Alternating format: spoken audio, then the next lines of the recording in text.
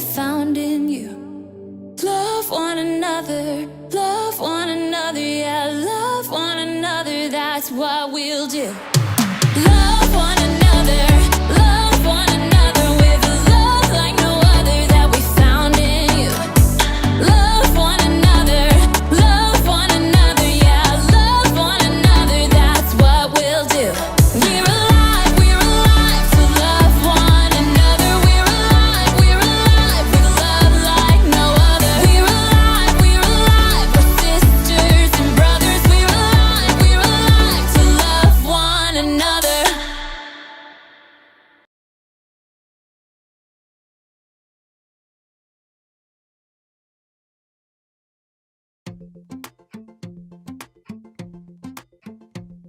Hey there, welcome to Story Lab. This week we're taking a look at the story of a sister who really stepped up for her brother.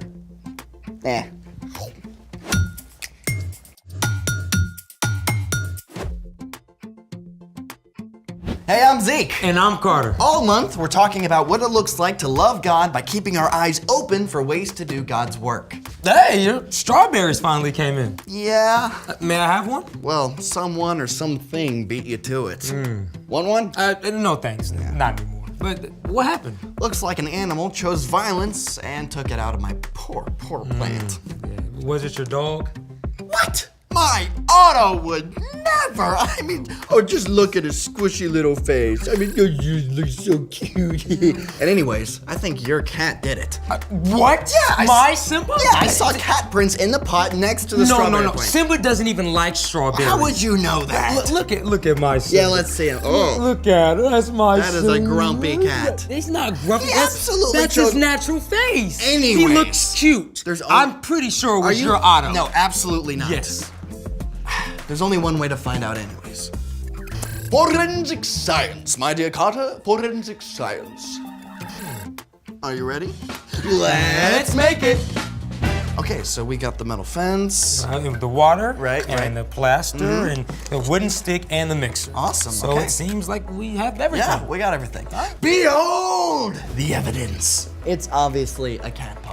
Nope, that definitely looks like something a dog would make. Well, let's find out. In the planter, there remains a paw print of the perpetrator of this particular plant predicament. Step 1, put the fence around the print carefully so the plaster doesn't overflow.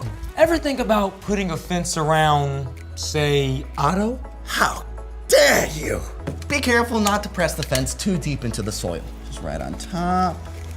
Perfect. All right. Step 2, mix up the plaster of Paris. 1 part plaster with 1 part water. Now, we've got to work fast or the plaster will harden before we even get a chance to cast. Just like your cat worked hard at destroying all my strawberries? Ha ha. Step 3, pour the plaster over a wooden stick to guide it so it doesn't get too messy and flood the dog print. Oh, you mean cat print? No, I meant dog print. Sure.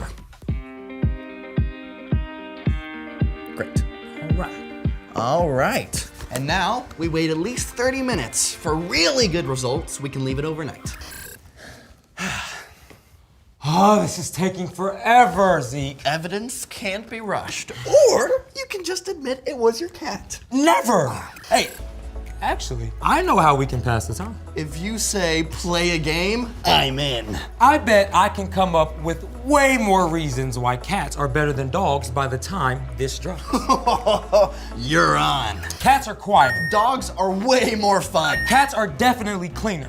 Dogs are more cuddly. My cat is totally cuddly. Dogs have bigger ears. Cats can listen better. They're more fluffy, they're smarter. Cats are more You comprehensive. don't even know what breed your cat is. Yes, we got I do. He's a beautiful We got border breed. collies. We got We got orange cats, black cats, yellow cats, and everything. They're smarter. They're different ones have different Cats stuff. are more creative. Time's up. Dogs win. You were just making stuff up. Well, so were you. Let's see the cast. Okay, so it says here that a cat has 4 toes. Aha! This has 4 toes. See, 1, 2, 3, 4. Well, wait. So does a dog, okay? And a dog has a pad. And look, right there is a pad. Cats have pads too. Look, this print has claws. That is so a cat. I knew it. I'm right. You're wrong. Hold up.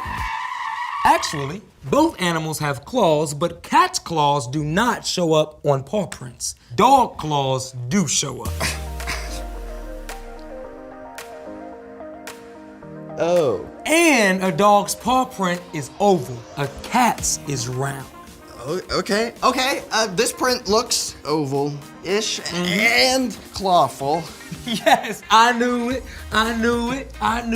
Sorry, Carter. I guess my good old pooch is the culprit. That rascal? Well, listen, it just means that your strawberries were really good. You know what? You're right. And to prove that there are no hard feelings, I'll help you plan some new ones. Oh, really? Yeah. That's awesome.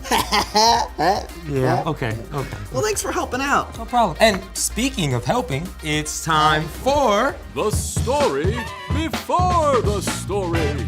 Today, we're in the second book of the Old Testament, Exodus. God created the whole world, including people, but people turned away from God. Still, God made a plan to bless the whole world through Abraham and Sarah's family. Their great-grandson, Joseph, was enslaved in Egypt. But after many hard years, Joseph was made second in command of Egypt and saved his whole family from starving. Over the years, Joseph's family, the Israelites, grew and grew. Until the Egyptian king, the Pharaoh, got scared, which is where our story starts. Take it away.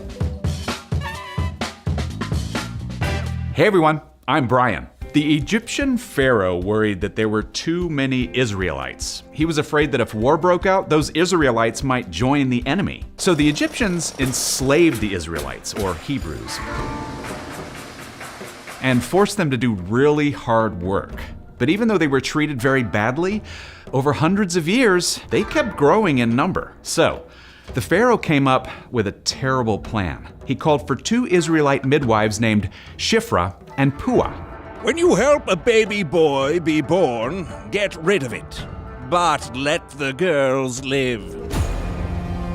What? That's horrible! Thankfully, the midwives had respect for God and kept the baby boy safe. So the Pharaoh gave a new order. Throw every Hebrew baby boy into the Nile River. Soon after, a man named Amram and his wife Jochebed had a new baby boy who they loved very much. Along with the baby's big sister, Miriam, they were determined to keep him safe. The soldiers are coming. They're getting closer. We've got to keep him quiet or... We can't let them throw him in the river. Quick, help me hide him.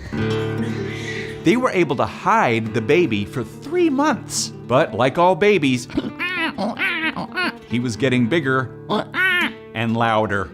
We can't keep this up. We have to think of something. And she did. Jochebed made a basket out of tall grasses. She coated the basket with tar. Jochebed placed the child in the basket. Then she and Miriam set it in the tall grass that grew along the bank of the Nile River. Miriam, stay close and make sure he's okay. Yes, Mama, I will. Miriam hid close by to be sure her baby brother stayed safe. But it wasn't long before the princess, the Pharaoh's daughter, came down to the Nile River to take a bath. She heard the baby crying, so she asked one of her attendants to bring the basket. This is one of the Hebrew babies. Miriam saw everything and knew she had to act quickly. She gathered her courage and ran out of her hiding place. Do you want me to go and get one of the Hebrew women? She can nurse the baby for you. Yes, go. That was some seriously quick thinking on Miriam's part. She immediately went and got her mother. Take this baby and feed him for me. I'll pay you. Jochebed was able to take care of her baby, knowing that he would be safe. When the child was older, Jochebed took him to the Pharaoh's daughter at the palace. The princess named the baby Moses and raised him as her own son. And thanks to the care and quick thinking of Jochebed and Miriam, Moses was saved. And many years later, when Moses was grown up, God used him to lead the Israelites out of Egypt. The end. Wow. So Moses was supposed to be thrown into the river, but his mother actually saved his life by hiding him there. Right? And his sister really stepped up too. Yeah, they didn't wait around for something terrible to happen. They took action. So what's our part in the story? Well, just like Jochebed and Miriam, we can keep our eyes open for the needs of the people we care about. That takes initiative. Initiative is seeing what needs to be done and doing it. One of the best ways to practice initiative is to start with the people close to you, like your family and friends. Yeah, and I got to practice that last week after my mom ran a marathon. Whoa, she's like a superwoman. Yeah, but she was super sore the next day. So my sister and I decided to go and get whatever she needed so she wouldn't have to move. Oh, that's awesome. Oh, or if a friend has lost their water bottle, you can step in to help find it. Or you could clear the dinner dishes before you're asked. Or take initiative and call your grandparents first before they call you. Those are all great ideas. You can ask God to help you keep your eyes open for the needs of those around you, just like Jesus did. When we follow Jesus, God sends the Holy Spirit to live in us, so we don't have to do it on our own. So this week, keep your eyes open. Look for some ways to step it up and take initiative. Well, thank you, gentlemen, for taking the initiative to chat with me. Absolutely. You got it. See you next time. Bye, Brian. So, here's the thing. Look for ways to help the people you love. Yeah, whether that's your mom or dad, Your grandparents. your siblings, Or your close friends. yeah. And speaking of help, let's plant some strawberries, and then we can make some strawberry shortcake. You know they're gonna take some time to grow, right? Well, the sooner we plant them, the sooner we can eat them. I can't argue with that. Thanks for joining us in the Story Lab. See you next time. All right, let's go ahead and start. Okay, so what are we exactly doing here? So what you're gonna be doing is you're gonna be picking all the seeds off the top of the strawberry. Wait, we're gonna be picking all the seeds Individually, one by one. out of the strawberry? Uh-huh. And you've done this before? Yep. It took me like 4 hours last time. 4 hours. Uh-huh. Ooh, this is exciting. Yeah, I'm having the time of my life.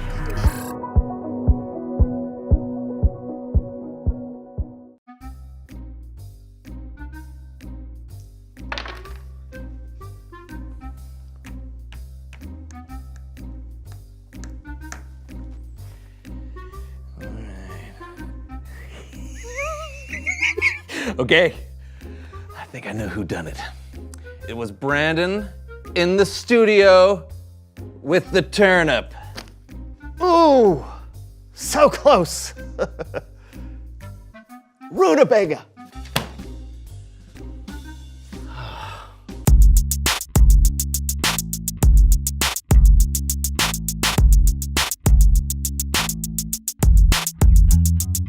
That just means you're half-brained. Okay.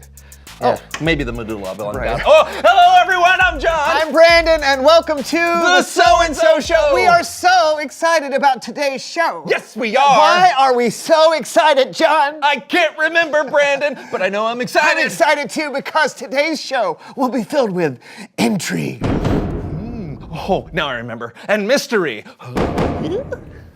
Not to mention secrecy.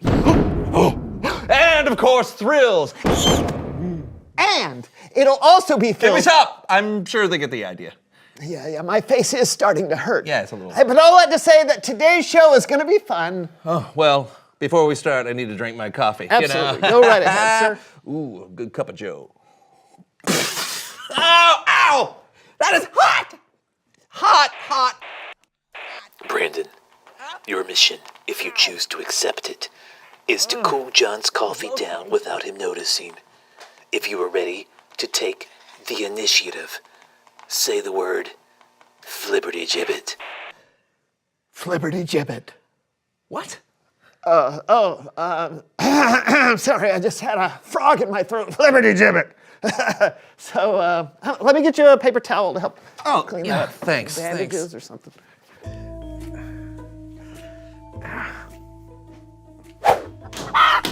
What?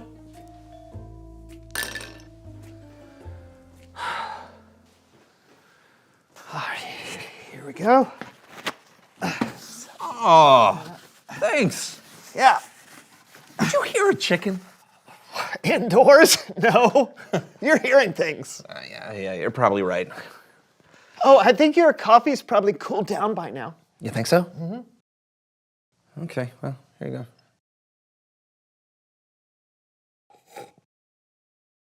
Wow, you're right, it's perfect. What in the world was that? Oh, wow, sorry, that was my stomach.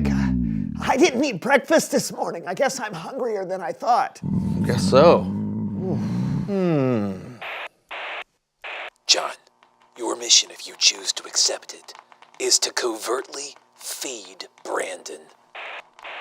What does covertly mean? What was that? Yeah, I was just nothing. I'm drinking my coffee. It means in secret. Oh.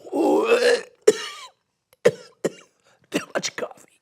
Hey, if you are ready to take the initiative, say the word Bumbershoot. Bumbershoot. Did you say Bumbershoot? I did. You did, yeah. I you know what? I gotta Bumbershoot this wet paper towel into the trash. Woo! You know, Bumbershoot. He Bumbershoots, he scores. So I'll be right back. Okay? Just hey, Bumbershoot, he scores. Okay.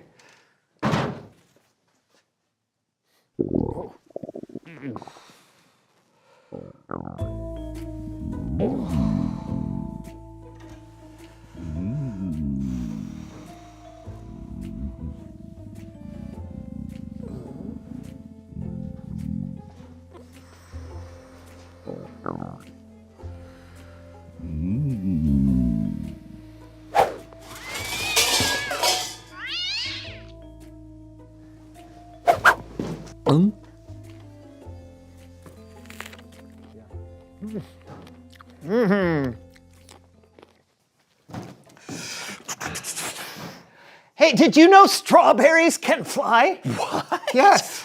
That's what? I know. Wow. Yeah. Are you still hungry? No, I feel great. Oh no. What? My shoe is untied. Excuse me. Wait, where are you going? We still have a show to do. And my shoe's untied. I don't know how to fix it.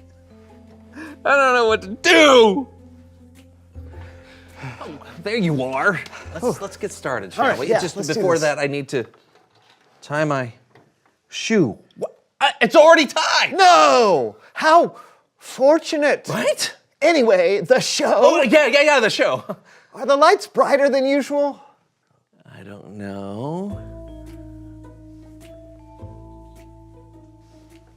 Yeah. I guess you're right. Yeah, they seem okay now. What is going on today? Huh? You got changing lights? Flying strawberries? Yeah, I don't know. Strange. But hey, but what about the self-tying shoes and the chicken? What? What? Did you know something about the chicken? Do you know something about the flying strawberries? What could he possibly be talking about? Hey! It's Bible story time with Kellen. I know you heard that time. That was the chicken. I heard no chicken.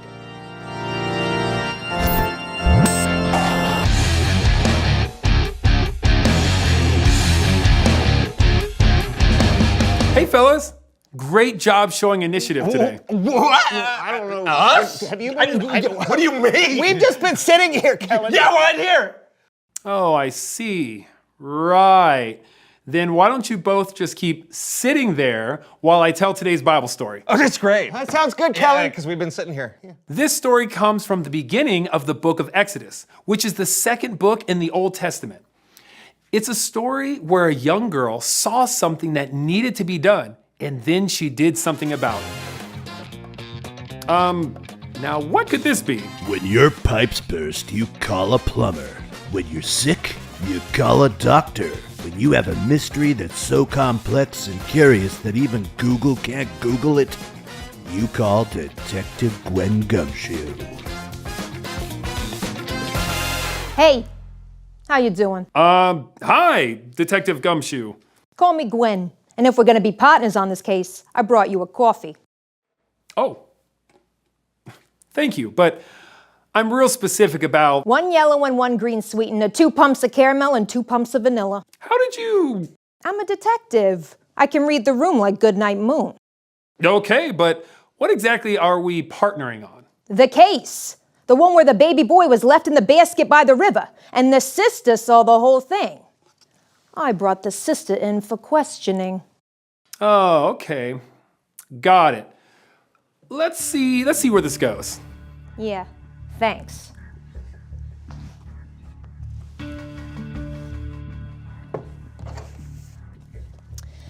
Can you state your name or would you rather have a lawyer present? What's a lawyer present? Just tell me your name.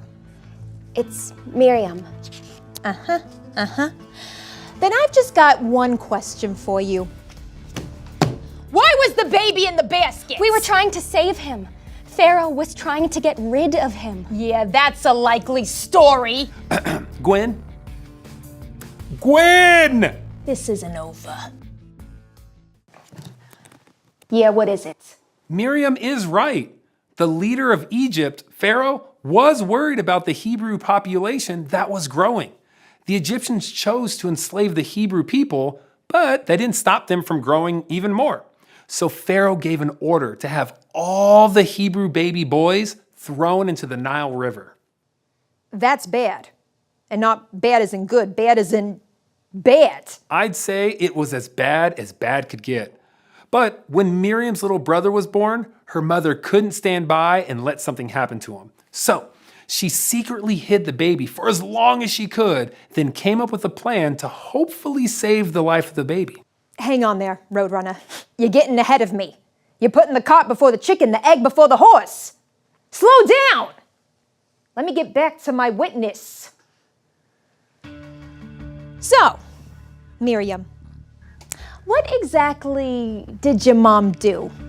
Spill it! I want all the deets. She got a basket made out of stems of grass, coated it with tar so it would be waterproof. Then she put my brother in it and placed the basket in the tall grass that grew along the bank of the Nile River. Your mom's one smart lady. She should go on a game show and win lots of cash and fabulous prizes. It's a game show. It's not important. But what is important is what you were doing. So, question for you. What were you doing while your brother was in the basket by the river? I was hiding in the grass. I couldn't just leave him there, so I watched from a distance. And what did you see? What did you see? I saw Pharaoh's daughter. She came down to the river to take a bath. Pharaoh's daughter? Pharaoh, the leader of Egypt? The one who wanted to get rid of all the babies? That Pharaoh? Yes. His daughter? That daughter? Yes. That doesn't sound so good. Yes, it could have turned out really badly. But when Pharaoh's daughter opened the basket and saw my baby brother crying, she felt sorry for him. She wanted to take care of him as her own. So I saw an opportunity and I took it. I went over to her. Wait. Hold the phone. The what? You just went over to Pharaoh's daughter? I did. I asked her if she wanted me to find someone to nurse the baby for her. And she said yes. Oh, yeah? And who did you find? Who did you find? My mother! I found my mother.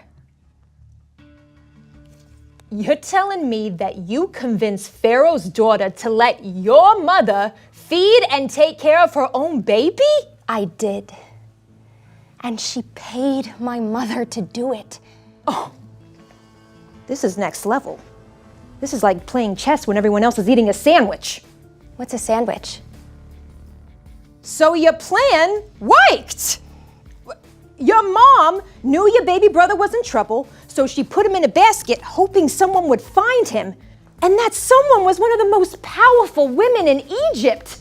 And then you saw to it that your brother would be taken care of by your own mother. Huh. There's a word for all that. I don't know what it is, but it's a good one. Is it initiative? Yeah, that's it. Thanks for helping break down this case today, Gwen. You're a great detective. Well, you know, it's all part of the job. Give me a call if you need me. I'm in the book. Will do. All right, Miriam. You're free to go. Better yet, let's go get a sandwich. I really don't know what that is. Miriam's initiative, along with her mother's, changed that baby boy's life. It actually changed more lives than we can count. After Miriam's mother had taken care of the baby for a while, she brought him back to give to the Pharaoh's daughter, and the Pharaoh's daughter named the baby Moses. What? Wait, that baby was Moses the whole time. The Moses. Yep. God chose Moses to lead the people out of slavery. That couldn't have happened if Miriam and her mom hadn't protected him. Showing initiative can change someone's life. Yeah. You see this all throughout the life of Jesus. He would see someone who needed help and he would do something about it. That's the fun part about taking initiative. You never know where it may lead you. Just like your secret mission you've been on this whole show. Who knows where it may lead? Us? Till next time, I'll see you guys. Do you know what he's talking about? Me? No, I don't know. I have no clue. Yeah, me too. No clue. No clue. Whoop. Reveal the question. Reveal the question. Who do you see that needs your help? Yeah. Does your mom or dad need help with chores around the house? Maybe when you see something that needs to be done, you can do it without being asked. Yeah, or is someone in your family having a rough time?